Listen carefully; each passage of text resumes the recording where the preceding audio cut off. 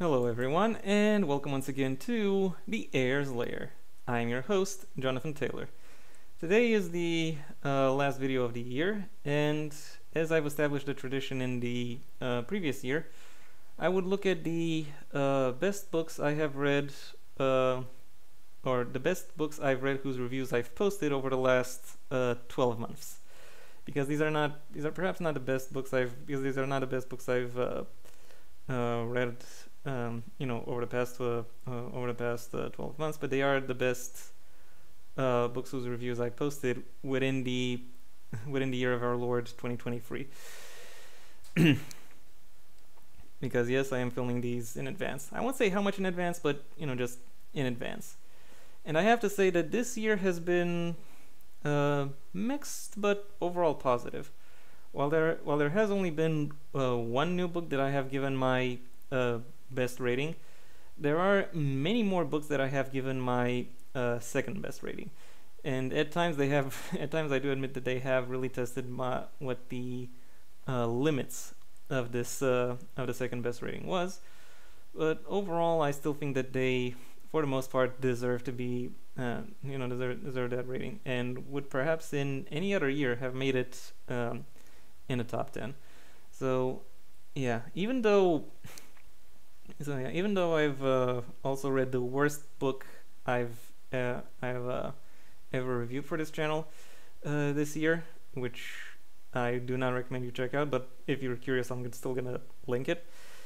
There was a lot more good than bad this year, and I thought I would look back on it, starting with something I don't think I've ever done in any year before: an honorable mention. That honorable mention is Transwizard Harriet Porber and the Theater of Love by Chuck Tingle.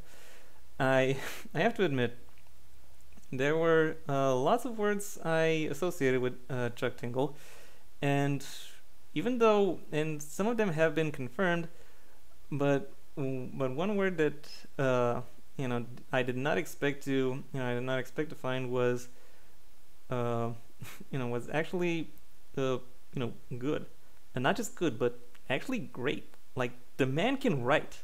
Like, if he sets his mind to it, he can actually write a very interesting story. Like, behind a lot of the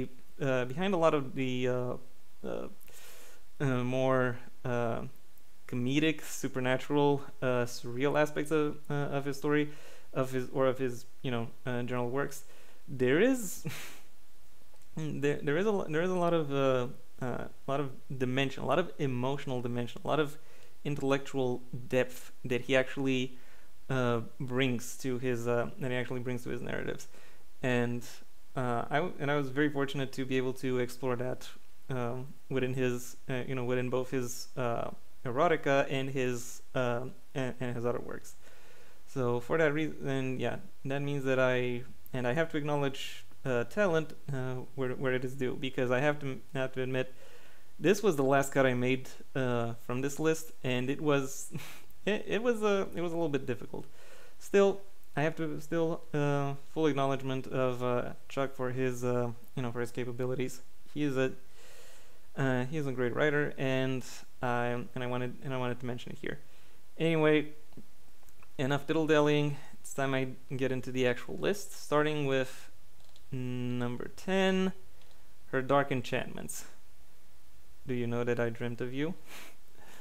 Rosalind Breyer once again comes out swinging with another outstanding, not necessarily fairy tale adaptation, but fairy tale adjacent story, looking into the where she gives a new alternate take on the origins of the Wicked Fairy from Sleeping Beauty. A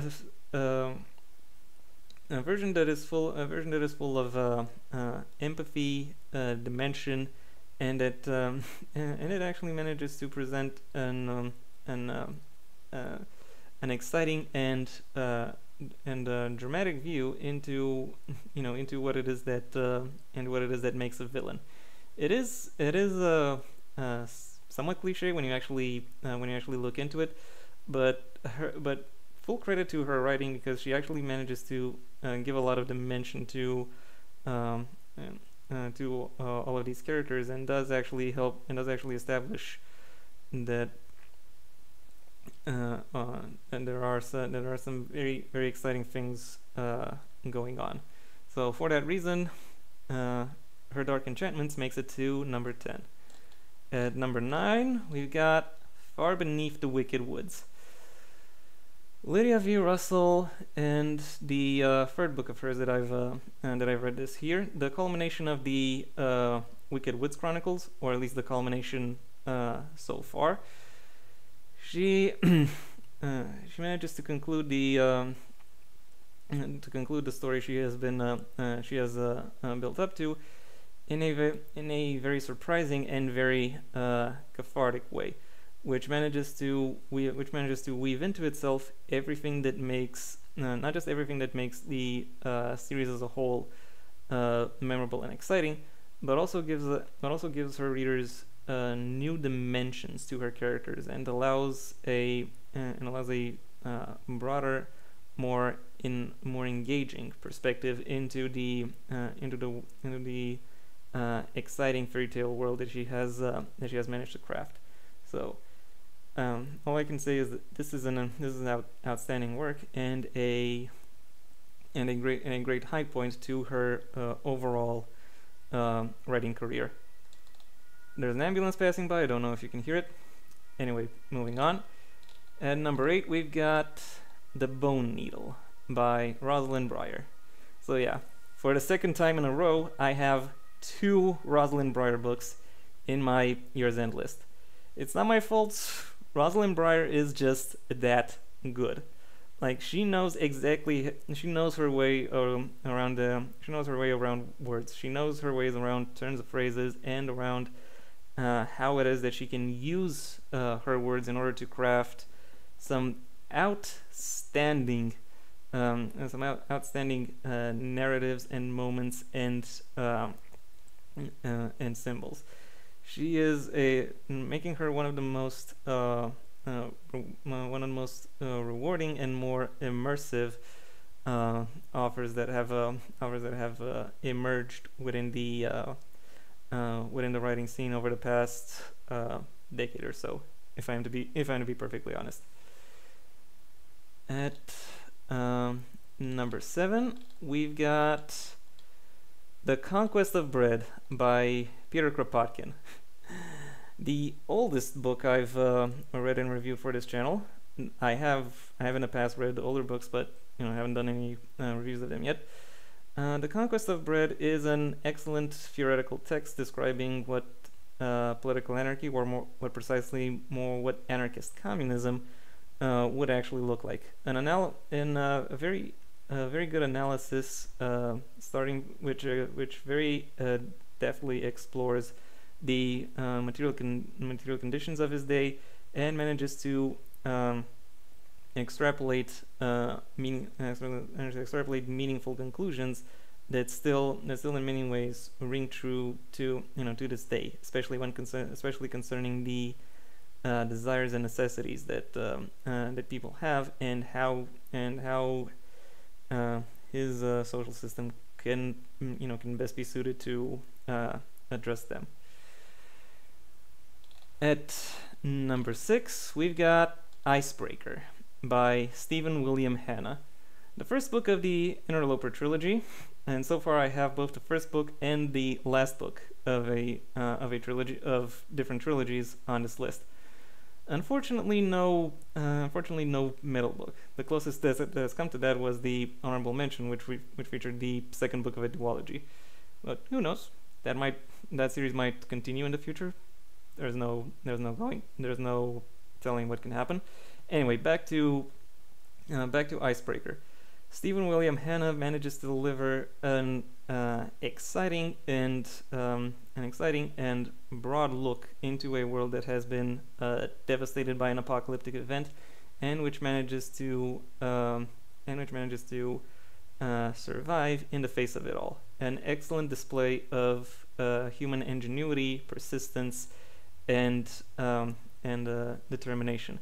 as well as an interesting counterplay of the relationship between faith, science, and pragmatism. At number 5, going into the top half of this list, we've got Ari Between Worlds by PJ Sky. I have to say I was kind of surprised when putting this list together that Ari Between Worlds actually made it this high. The last book in the Adventures of Ari trilogy, PJ Sky manages to bring a thrilling and an engaging conclusion to her very immersive post-apocalyptic wasteland adventure series, showcasing Ari as she Ari was very much a child of the wasteland, trying to deal with the complexities of the city. In the meantime, her friends struggle to handle who have been thrust into positions of power, struggle to handle the complexities of administering the city, all while the wasteland itself starts to encroach upon the city itself, bringing with it its own distinctive menace and potential destruction to the one beacon of prosperity that humanity had. How does this series culminate? Well, I do suggest that you read the build up to this book before you start reading this, but nevertheless, this book offers an exciting conclusion to every twist and development in terms of when it comes to how its characters have emerged and have grown. At number 4, just missing out from the podium, we've got, sorry about that, The Quiet Stillness of Empty Houses by Lydia V. Russell. Another highlight of her up until now relatively short writing career. Lydia V. Russell's 4th book, if I'm not mistaken, manages to create an immersive and all-encompassing environment that is mirrored in the society which has developed within itself. It is skin crawling in all the right ways, and it manages to tug on the heartstrings of its readers in a very subtle but very spectacular, very intriguing manner. I can't help but speak very admirably of this book. So, well done to Lydia V. Russell, officially the 2nd female author to have more than one book on the on my year's end list. Opening up the podium at number 3, the bronze medal goes to Merchants of Light and Bone by Erica McCorkle. Admittedly, there could be some recency bias at play here, but I don't think that is the case. When looking at Erica's work, she really is so far beyond the pale when compared to literally everything else everyone is doing. She is in her own league in in more ways than I can count. While she doesn't always live up to the expectations of this league her, it doesn't always live up to perhaps what I would consider the requirements that this league would bring. Sorry about that. Her work is nevertheless amazing and astounding, and it does create something that is that is very engaging and very memorable, very distinctive, able to set out and explore a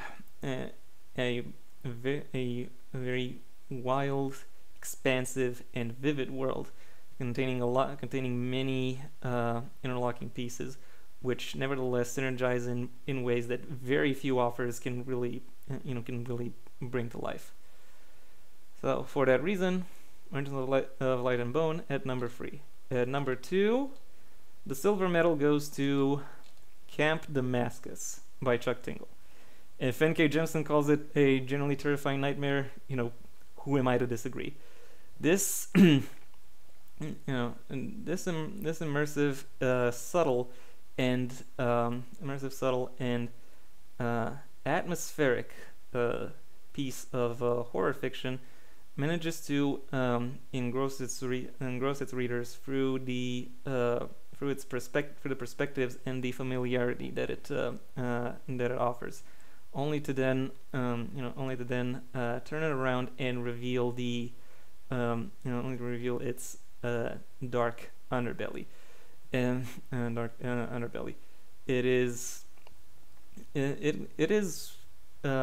goes beyond salacious, and it is intriguing, it is immersive, it is engrossing, it is very interesting to follow through and to explore in and of itself. Camp Damascus really singles out that Chuck Tingle is here to stay, and he is here to make and he has made one of the best possible statements to this to open up his new stage of his career. And at number 1, the gold medal goes to The Revolt of the Angels by Anatole France. Obligatory. Like, the man is a Nobel Prize winner. What did you expect? Beyond that, the only winner of my highest rating this year showcases an expansive and immersive world filled with a wide variety of colorful characters who interact with each other in very interesting, very and very engaging ways, as they deal with their own goals and their own and as they try to implement their own raisons d'être, and the discussions and the narratives that emerge around all of that are still as fresh, as memorable, and as relevant and exciting as they have been ever since the creation of this book. It is for that reason a very deserving winner of the number 1 position as the best book I've read this year. And there's another ambulance outside. Please do your best to ignore it. And yeah, that was my top 10 of 2023. Thank you very much for your attention. If you, assuming you enjoyed this video, please like the video, maybe even share it wherever you think other people will also like the video. If you have anything you'd like to add, either to the books I've added, the books I haven't added, or any particular placement, that's what the comment section is for. And if you want to see when my next video gets released, within the next year, well then, what can I say? That's what the subscribe button is for. And ideally, you should also ring the bell or do whatever else YouTube will ask of you in order to keep you notified. Also, the books I wrote, the very first of my own Heir to the Empire series, Next Generation and The Path Not Taken, are available at various book retailers under their respective links in the description down below, right past my social media links, which I would suggest you check out should you choose to. Additionally, you have the option of supporting me on Patreon as well, where depending on the level at which you pledge, you will receive various perks, such as early access to videos and scripts, both for this channel and my second one, because yes, I also have a second channel where I talk about whatever interests me. Anyway, enough dilly-dallying about me, or from my side. I'll say this once now. Happy New Year, and until next time, I'm Jonathan Taylor, and this has been the Heir's Lair.